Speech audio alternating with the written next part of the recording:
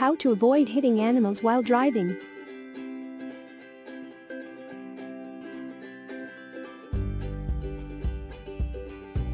Be aware of the surroundings.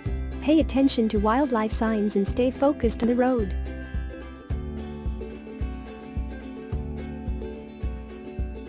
Use headlights while driving in partly lit areas and at night. The high beam lights will increase your visibility. Watch for glowing eyes of animals. Animals' eyes shine at night, look for it, and you can avoid a collision. Do not panic when you see animals. Keep calm as it will reduce the chances of any injury to both you and the animal. Slow down the vehicle as soon as possible.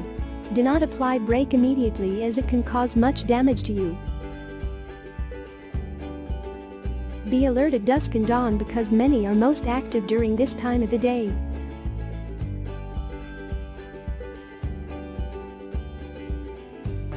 Try to use center lane for driving while driving in multi-lane because animals usually appear on the side of the road.